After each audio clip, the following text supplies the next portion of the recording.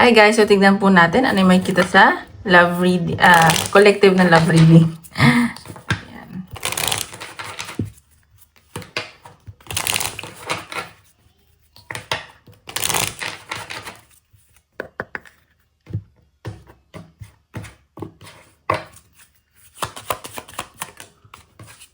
Okay, grounding. So sa nakikita ko dito, you are grounding yourself, like nagfo-focus kayo sa sarili nyo and parang relax lang kayo ngayon. Siguro nagme-meditate kayo, may mga lakad kayo, punta kayo sa nature para makapag-relax. Ayan, so mayroon ako nakikita dito nagpapakatotoo kayo. Like, bahala na. Like, kung matatanggap mo ako, sige. Kung hindi, okay lang din. And may nakita ako mga reunion, may mga bonding kayo with friends and family. And ayun, no, meditate. So, may mga nagme-meditate dito. May binabago kayo sa sarili nyo. Ayun yung nasa sense ko. Diyan sa connection nyo ng person mo. Baka magkaibigan lang kayo muna. And may nakita din akong LGBTQ. Like, slow burn relationship. You guys are taking it slow. Ganun. Natin pa natin. Love reading ng collective.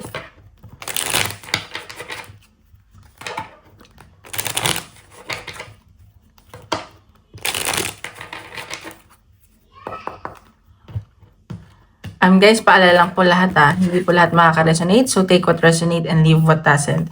And don't forget to hit like and subscribe para po updated kayo sa videos na i-upload. And kung gusto niyo magpa-private reading, message nyo lang ako sa Facebook. Nasa description box below. O kaya sa Instagram.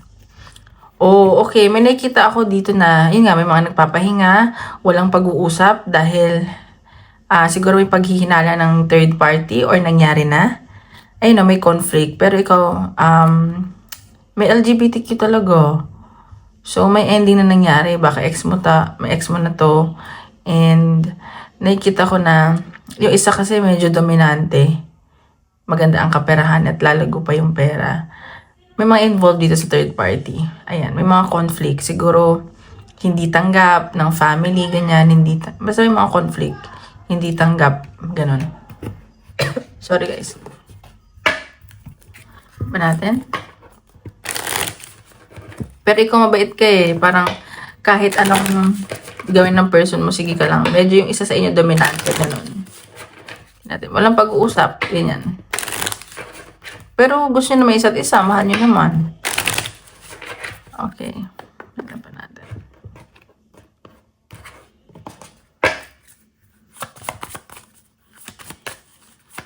Love reading ng collective. Natin yung makikita sa connection nyo ng person mo.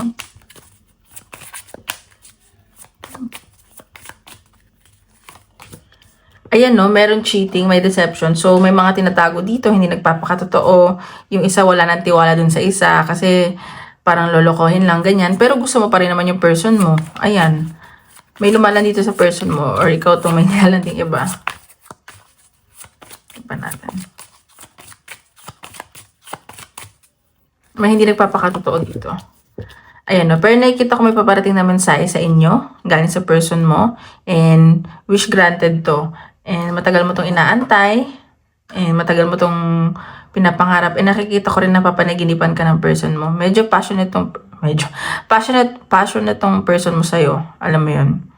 Like, gusto ka niya. Like, pag nakikita ka niya, nakakausap ka niya, like, nagiging energetic siya, ganyan. Tinapan natin. Ayan. So, may nakikita ako dito, yun nga, meron hindi same ng values, ng paniniwala sa buhay. Meron ako nakikita na may-miss ka ng person mo. And, nalulungkot to. At, siguro busy din to sa trabaho. Yun yung, may malaking tong problema tong person mo, siguro sa pamilya, ganyan. And, parang sinasabi niya na, bahala na mangyari kung anong mangyari. Ayun no, may success ako nakikita sa inyo at magiging positive outcome nito. Magiging okay din yung kaperahan ninyo. May happiness ako nakikita paparating sa inyo dahil sa isang lalaki. Siguro may mag-message sa inyo, ganyan. Ayan. Coming from a man. Ayan o. May problema tong person mo. Medyo emotional ka ngayon o yung person mo ngayon. Anong nangyayari sa inyo? Kaya siguro walang pag-uusap kasi may pinagdadaanan na malaki yung person mo. So, tingnan pa natin. Ano pa makikita natin sa connection nyo?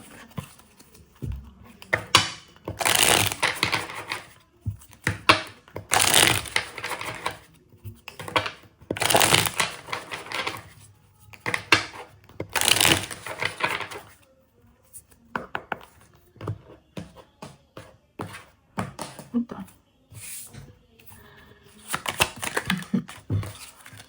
Origin. So, makikita ko dito, itong person mo, nag-i-invest sa'yo. Ayan. So, nakikita ko dito kung ano yung invest niya, magbubunga yung connection nyo.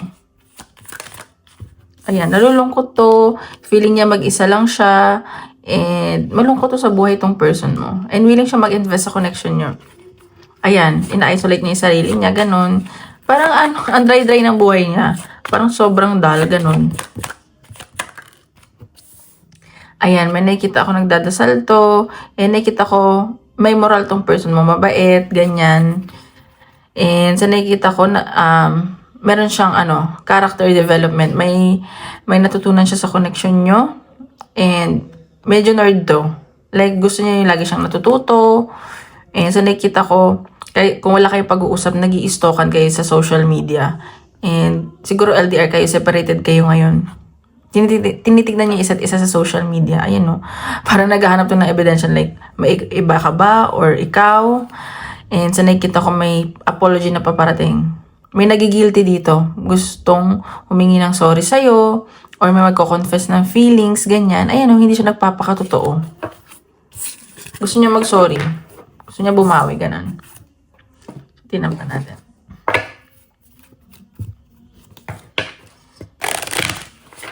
Pakita pa natin ano may kinasusunod niya ng person.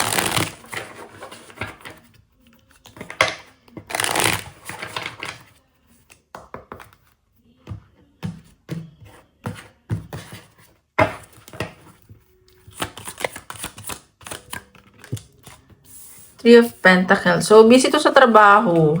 And, nakikita ko naman na willing i-work out tong connection eh.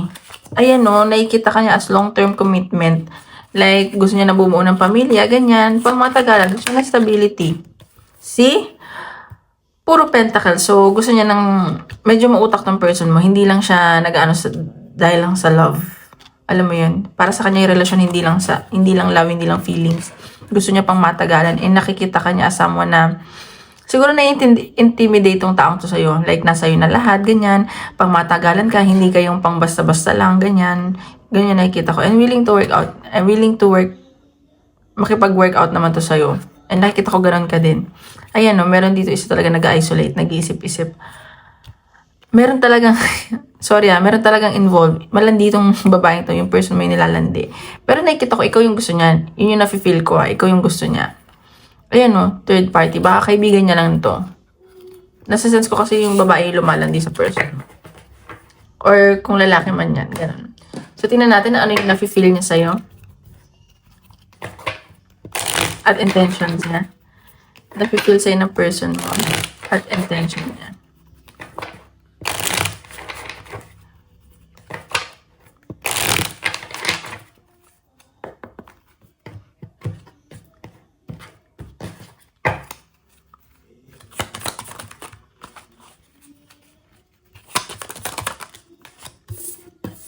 Ace of Swords. Gusto niya makipag-communicate. Nakikita ko puro pag-iisip to. Parang gumagawa siya ng strategy. Nag-iisip siya ng strategy. Paano kanya kakausapin na maayos. Ganyan. Kung paano siya magko-confess sa'yo. Ganun. Puro pag-iisip. Nag-iisip na mabuti. Nasasaktan tong taong to. Nasasaktan siya. Ano pa natin? Ayan. Nasasaktan siya kasi puro siya pag-iisip, wala siyang ginagawang move sa ngayon. Nakikita ko na very passionate to sa'yo. And gustong-gusto ka nito. Nabubuhayan siya ng loob. Pag nakikita ka, nakakasama ka, nakakausap ka. Ayan. Gustong-gusto ka nito. Ayan o. Napapasaya mo siya. Parang nababalik mo siya sa pagkabata. Like, you light up his or her world. Nababrighten mo yung araw niya. Ganyan. May nakikita din ako ditong may involved na bata and pregnancy. Yan o, Queen of Pentacles. So, energy mo to eh. Nakikita ka niya as someone na stable na. Alam niya yung gusto. Ganyan. Ikaw focus ka sa career mo eh. Sa kaperahan. Ayun nakikita ko. See? And willing siya na mag-invest sa'yo. Like, magbigayan kayo. Nakikita ko, very generous tong taong to when it comes to, siguro yung love language nito is act of service. Ganyan. And, ayan, gusto niya na stability sa'yo. Generous tong taong to eh. Sobrang mapagbigay. Ayan o, nakikita ka niya as someone na papakasalan na. Ayan. Meron din dito nakasal na. And may nakita ako na babaliktad yung mundo. Kung ikaw yung dati ngayon, like parang patay na patay sa kanya, siya naman yung magiging ganun. Tinatrust niya lang yung instinct niya eh. Kaya huwag kayo maghahabol, okay? Hayaan niyo siya yung maghabol. Ayun yung nakikita ko. Tingnan pa natin. Anong dapat mong malaman sa person mo?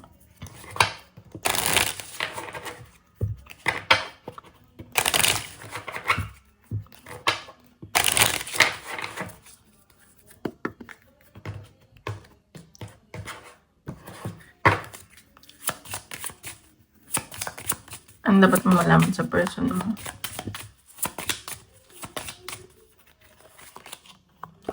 Experiencing breakup. So, meron dito na nasa ano kayo, rocky stage ng relationship. Or meron tong ka-deal from the past na kailangan nilang mag-divorce para ano na kayo, maging legal na. Intimacy. Nakikita ko na meron kayong sexual, chemistry. May chemistry kayo, naiisip niya kung mayroon kayong nangyaring ganon. And, ayan, naiisip niya yun. Parang namimiss niya ikaw, yung intimate moments ninyo. And sweet tong person mo pag magkasama kayo. Baka soulmates kayo. Ayan o, communicate. So, sabi ko sa'yo, willing tong mag-compromise, magpatawad ka lang daw.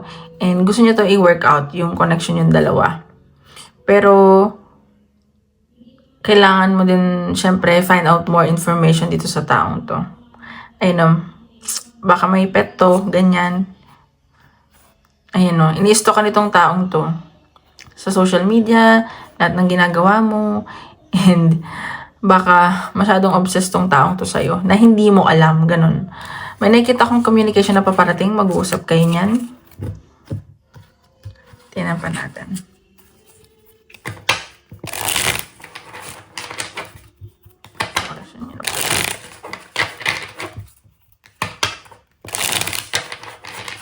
Baka mag-message yun sa'yo.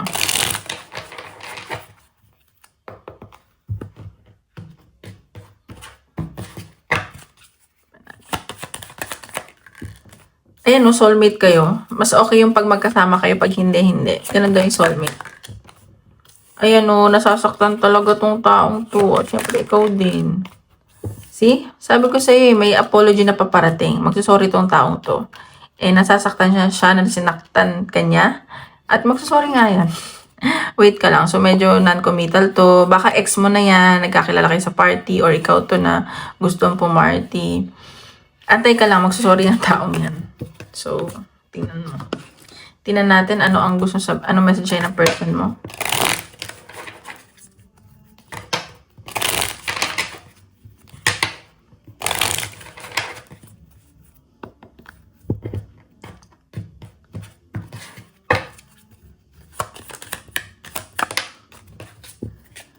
I am not available. So, hindi daw siya available ngayon. I want to feel that way again. So, gusto niya na space. Yun ang nasa sense ko. And gusto niya maramdaman ulit yung pinaramdaman sa kanya. At pag magkasama kayo, ganyan. I feel you even though we are apart. So, nafe-feel ka niya kahit magkalayo kayo. Namimiss ka niya, ganyan. Parang sa lahat na nakilala niya, ikaw lang yung namimiss niya ng ganito. Ganun yung nasa sense ko.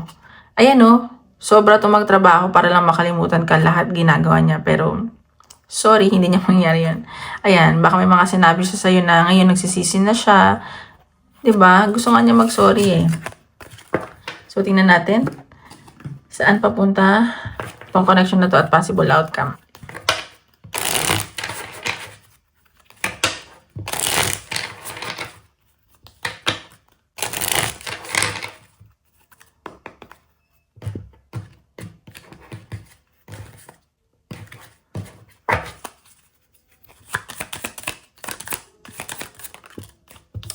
See, pang long term talaga. And baka may involved ditong family ah. The Magician. Minamanifest ka nito. Ayun. Six of Pentacles. Ayan.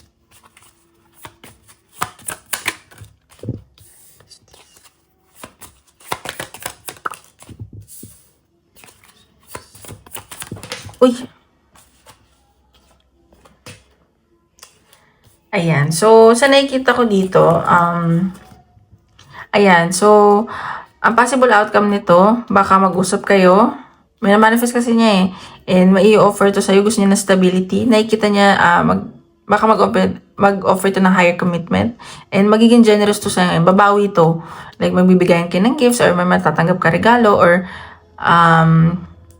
yun, babawi siya sa'yo. Yun nasa sense ko. And pero sa una magpapaka-misteryoso muna siya, ganyan, gagamitin niya intuition niya at ikaw din.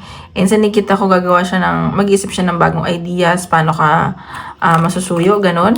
And parang ikaw magmamatigas ka eh. Pero nakikita ko naman na magiging maayos din to. Ayan o, may i-close kayong cycle dito. Kasi parang kinakarma tong taong to eh. Ayan o, the lovers. So, mahal nyo naman isa't isa. Twin flames ata din kayo.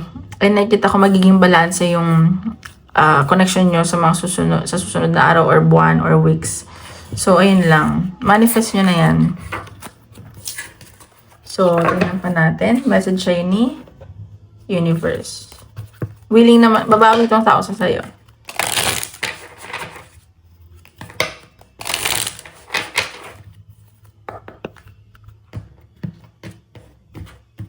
Message sa'yo ni Universe. There is hope here. So, ayan, di ba? May hope dito sa connection na to. Huwag ka lang mag-give up.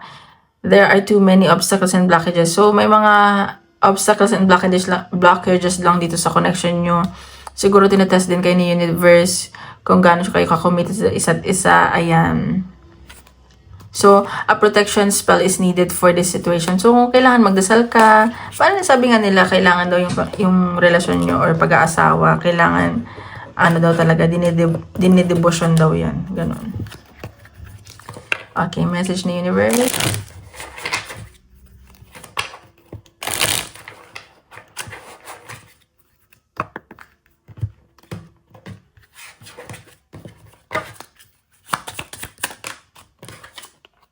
You need to trust the universe. So, ayan. So, trust the universe lang. Huwag ka daw mawawala ng pag-asa. You need to stay positive and optimistic. So, sinasabi ko sa'yo, diba? Maging positive ka lang. At medyo may hope tong connection nyo. Well, i-manifest. Hindi medyo. May hope naman talaga. So, ayan. Huwag ka daw mawala ng pag-asa. Natin.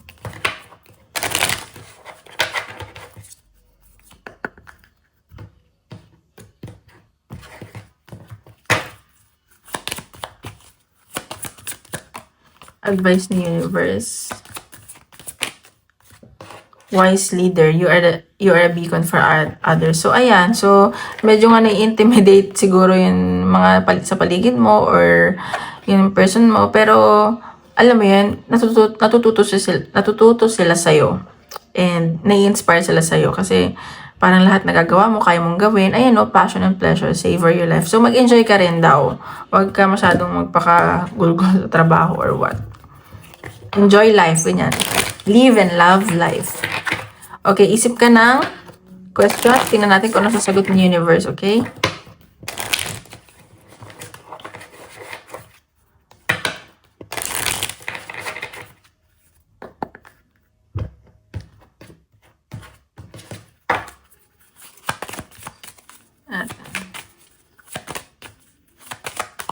Sagot ng Universe sa tanong mo.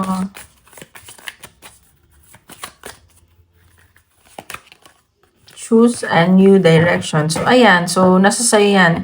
And, ikaw pa rin napipili kung saan, anong tatahakin mo. Ayan. So, baka kailangan mo ng option, ganyan. Improving health. So, kung may mga tanong kayo about sa sakit, ayan, magiging okay daw yung health ninyo. Be assertive. Ayun. So, ayun lang guys. Maraming salamat po.